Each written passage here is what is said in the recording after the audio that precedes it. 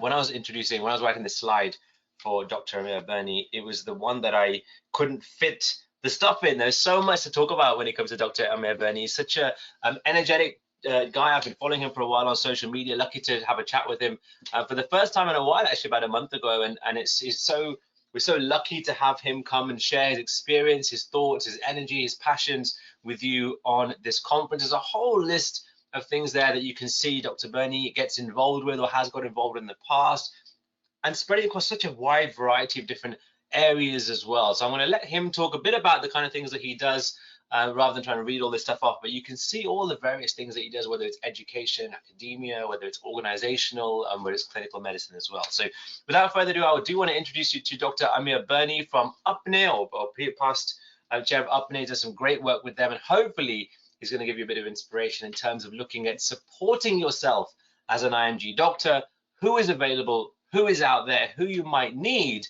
and it's important to be aware of these even perhaps before the situation of need arises. So without further ado, I would like to introduce Dr. Amir Burney. Thank you, Amir, so much for giving up your valuable Saturday afternoon.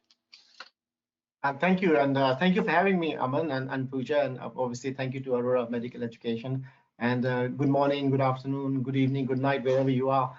And it's a pleasure to be here and the opportunity to talk or maybe share some of my experiences and maybe provide you with some information which I found relevant, my colleagues have in terms of support structures out there. And also, as we go through the presentation, also where the support structures can be identified and how they can help you, but also looking at what problems people come across when they come to this country first time to work in the systems. So I will share my screen. Is that all right? Yeah, perfect, Amir. Brilliant. Okay, full screen. Thank you very much, Aman, once again, and thank you for the tech support, especially to Pooja Arora as well, because we spent some time and she took me through this technology bit as well. So thank you to the both of you. So this is where we are. This is what I was entrusted with by Aman to talk about the support systems which are in existence in the UK for international medical graduates. As Aman said, my name is Amir Burney. I'll just give you a little brief introduction of where I come from, what I do. So I was sort of born and raised in London, but I lived in Pakistan, in Karachi for many years. I studied there, finished my schools, and graduated from the University of Health Sciences, Dow Medical College, as we used to call it at the time, and then continued to practice in Pakistan for a very long time till we came back about 21 years ago. So for me, two hometowns, Karachi and London, and obviously, but still the transition was there. You had to make a transition between the two systems and the two cultures. So my academic qualifications include a master's in medical education with a lot of interest in med ed. By training, I'm a surgeon, orthopedic, sports and exercise medicine, but now I work as a full-time academic for the University of Sheffield, the medical school. I also did a master's in sports and exercise medicine along the way. So my current roles with Medical School Sheffield are, I am the co-director of studies, which includes their second and third years, so I look after them, but also as a senior university teacher or lecturer, and also cover all the clinical skills across the 5 years of the medical school. I also have a role as a supervisor for the academic foundation doctors, so those doctors who are doing their foundation year 2, they do a 4-month medical education rotation. I look after them. My special interests include equality, diversity, and inclusion in the workplace and beyond. And as Aman said, I am the immediate past and founding president of this organization known as APPNE, which was formed in 2018, has been doing some really good work over the last 4 or 5 years, and it's known as the Association of Pakistani Physicians of Northern Europe. So when Aman gave me this topic to talk about, I always thought, where shall I prepare from? At what point shall I start to prepare from? I think preparation is key to any successes, really, whether it's projects or jobs or so on. So the questions I asked myself were, why do international doctors run into difficulties while working in the NHS? One, so what problems can we identify? And then once we know the problems, probably we can then find a solution. And then what support systems are in existence in the UK which can help you. So those are my sort of key questions. So with the help of some colleagues, we sort of sat down, we talked about this and said, all right, I'm going to do a little presentation. I need to share some of my own experiences working with you, and also my own observations, my perceptions when I came into the system.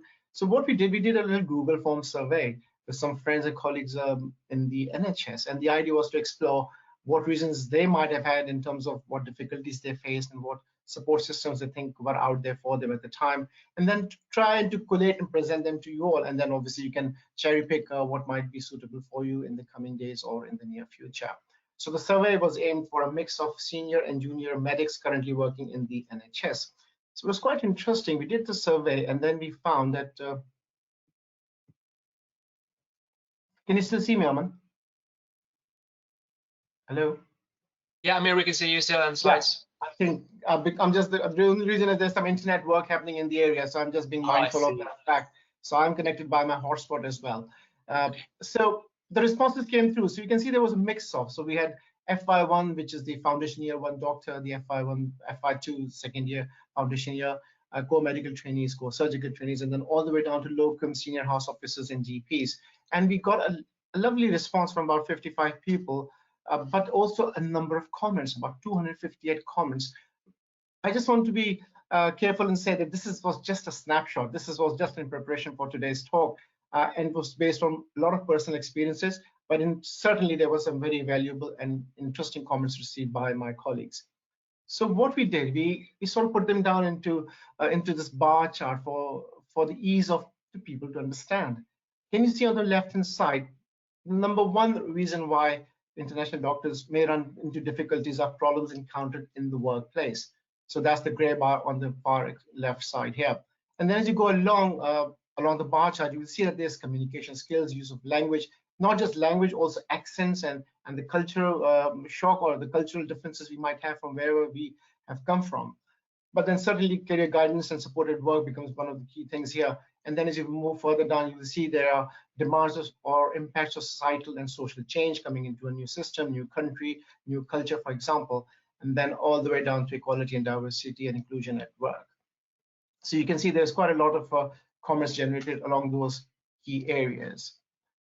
Specifically, problems encountered in the workplace included low confidence. Now that could be for a variety of reasons. It is not at all a reflection of your skills or your ability to work or knowledge. It is just that you're coming to a new environment, which is alien to many of us. And that's where the confidence levels might just be on the lower side. But certainly lack of assertiveness, ability to escalate to a senior, unfamiliarity with systems, not just hospital management systems, but also, for example, information technology. And then obviously the dreaded fear of making a mistake and what happens next.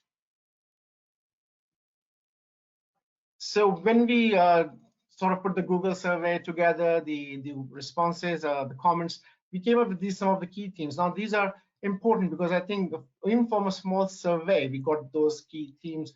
And I think most of us, including Aman, they would resonate with us. So from problems encountered in the workplace to impact of a new culture in the workplace and society, communication skills, as I said, language, accent, although we say we speak English in this country, but I can assure you that there are a number of accents and there are a number of terminologies or terms or proverbs which are used in common everyday language you may not be familiar with. So we have to learn that fairly quickly. But then certainly career guidance and supported work, which is the main component of my talk today, is picked up, and it is one of the key themes to be recognized from the survey we did. Just staying with the workplace where supports are required, usually it's limitations of clinical knowledge, but not limitations in terms of what you might know, is how you apply it.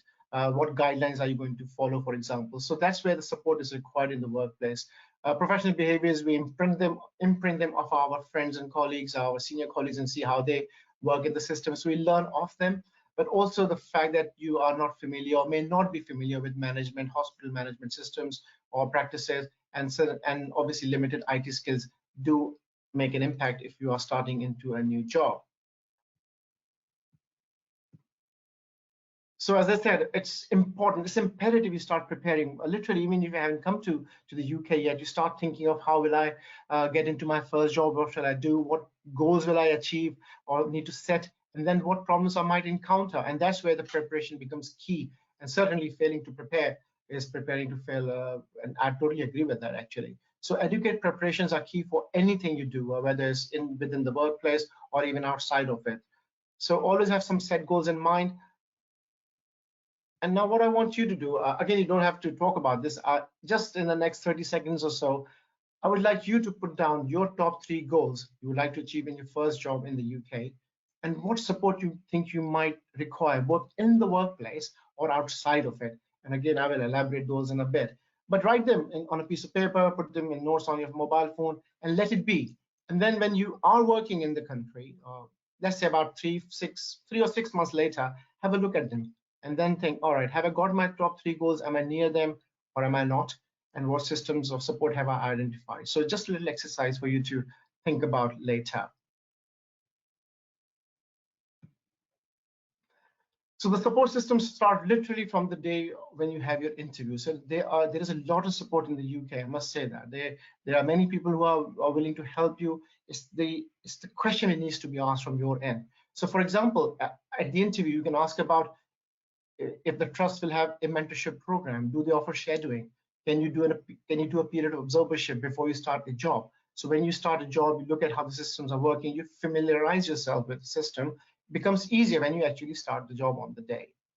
When you get there, ask for provision for peer support structures, organizational orientation, induction, and as I said, supervision and mentoring. Do ask those questions, and they are there. It's for you to ask or make sure that you have asked a question about these particular areas. If you can attend courses, so courses around ethics, governance, audit, quality improvement, and certainly communication skills in this country are key. So you can identify these even before you've started the job. And some of these courses are free, and some of these courses are out there online, and some of them are supported by the trust, for example. So again, ask the question if these are available in their support structures. Observe and learn. Now, this is quite a key area because this is not observation only in the workplace, but also in society we live in. So you have made a change from wherever your home or parent country is to come to the UK. You will obviously start learning local cultural norms, both inside and outside the workplace. Join professional organizations. Obviously, you will be registered with the GMC, but there's the BMA, for example, the British Medical Association. There are a number of BAME organizations, which are the Black and Asian minority ethnic organizations. A number of them exist. They are doing some fantastic job, including UPNE, BAPIO, BIDA, and many others. Join your Overseas Alumni Association, a great way of staying in contact with the senior colleagues and junior colleagues from your alma maters, for example. And again, by just being in touch with them, there's a social element to it as well.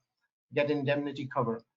And then finally, start looking at the life and work balance. Many of you might have seen this as work and life balance. I flip it around. I say life and work balance first. So in fact, if we sort out our life problems first, then it'll definitely have a positive impact on our work. So you have made the choice, you have signed up to join a new system, which has its own norms and expectations, obviously, when you start to work here. So really the onus is on you to learn to adapt. You have the skills, you have the knowledge. There is no doubt in my mind when we all come to this country, you pass the exams, you've got the degrees, for example, and the ability to work. It's just working in a new system. So it becomes key that you start to ask for help as and when required, know your own limitations, for example. And then, as I said, find out about the support systems in the UK from your friends, colleagues, senior people, from the hospital management, for example, and others. I'll give you some examples of what support systems actually are there. So right from the GMC, so I've given you some links as well. So rather than going through each organization and what they do, these links will tell you a lot about what they have to offer. So for example, the GMC Welcome to Practice is a great link.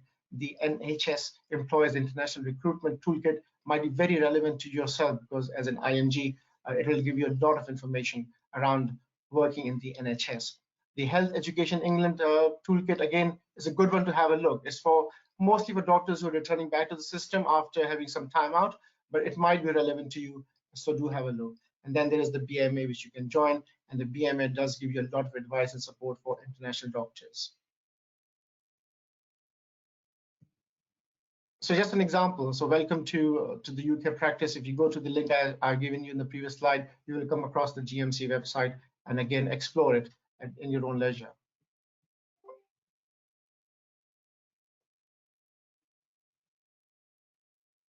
Aman, are you still with us? Hello? Hi, Amir. Yeah, we can see. Yeah, I think there's a slight drop on the internet, as you can see, and it dropped. So we're back. I'm back here. Apologies about that. It's beyond my control. They're working outside. So here we are. So just a little example of what the GMC can offer you. Now, the BMA is a fabulous organization. Once again, it does conferences. I think there's one in May this year where you can actually go and socialize and network with your fellow colleagues and international medical graduates. So I've given you a link for their events happening in this country, in the UK. It's a chance for you to learn how the BMA can support you. So do keep abreast of the BMA activities as well. And as I said, they also have this wonderful toolkit for you as in life and work in the UK. So it's not just about working in the UK. It's also a lot of other peripheral things you have to think about, worry about. If you're coming in with a young family, with a partner, spouse, for example, even with parents, if you're bringing them across to the country, and other things you have to look after. So I'll give you some more support structures and tell you about those which might help you when you start to live and work in the UK. So there's one more resource from the NHS.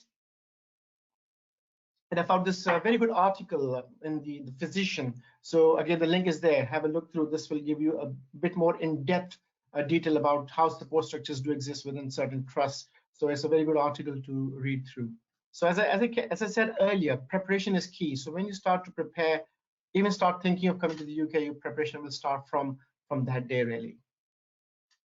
So the Royal Colleges will offer you support as well. So the RCGP, for example, has a nice toolkit here which tells you about living and working in the UK as a GP, primary care, if that is your area of interest. And it's a guide for both you as a medic and for your families.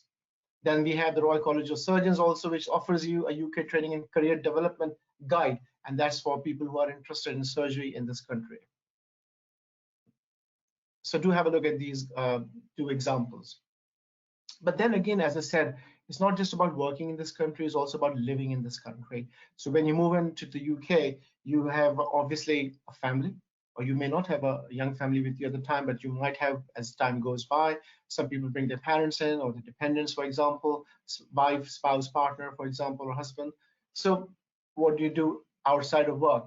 So the key things are to register with the GP, because that's the system we have here. So you have to register with the GP, and they are your first sort of point of contact with if you have any issues with health or your family.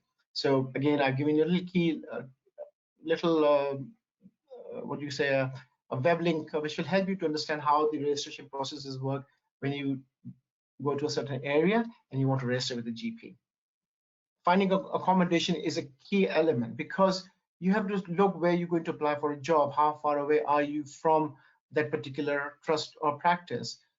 Are you going to rent? Are you thinking of buying in the future? So here's a link. This is the gov.uk link, which will tell you how to rent in this country as a immigrant coming into the country, or as a foreign qualified worker.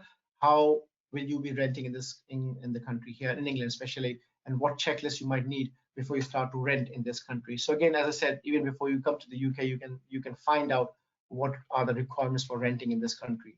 If you have young kids or young children, education is one of the most important areas you have to think about. Sometimes people move into a particular area only because of the schools, and there is a bit of a rush here in terms of finding the nice locality or a nice property where they have very good schools. So again, do discuss this with your friends and colleagues already in the UK as to where they are and what they have been doing with children education. Education in this country is free, so is health. But some people might want to go to private schools or grammar schools, for example. So again, look at the website, the link I provided for you. Again, it should give you a lot of information about not just where schools are, what happens, but also the issues you might get at schools and how to counter them.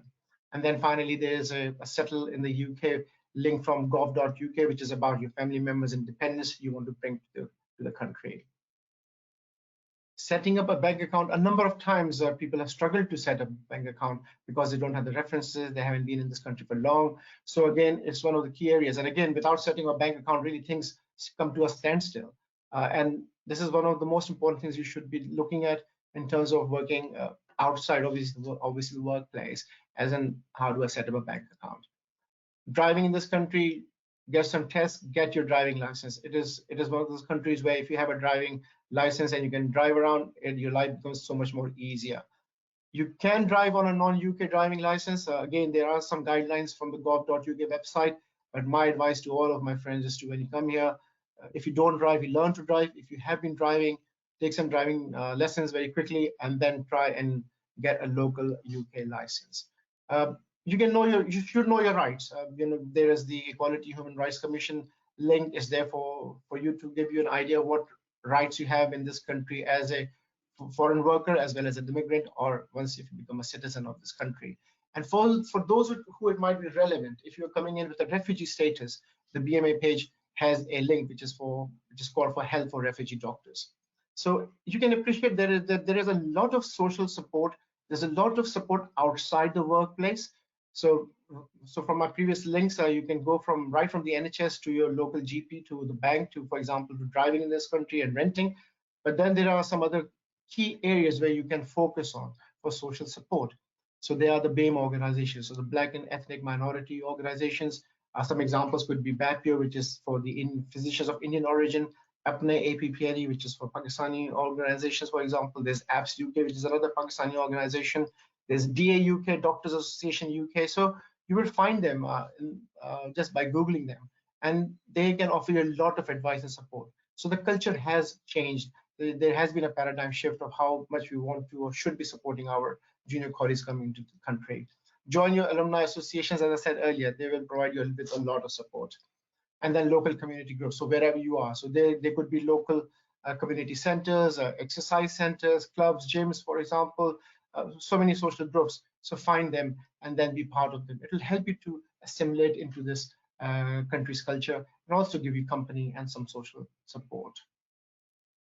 Some of my take-home messages. I think we have to be extremely honest, both why are we coming to this country, and once you are here, wherever you work to the best of your ability and with complete and utter honesty. You believe in yourself. As I said, you've got the skills, you have the knowledge, you're totally worth it. You just need to prove it to the system by doing what you can do best. But you do need the support structures around yourself so that you can do your best in the workplace. Respect your colleagues. The nurses are key people in the workplace. They know the systems, ask them the questions. And if they are on your end or your side very quickly, they will help you a lot.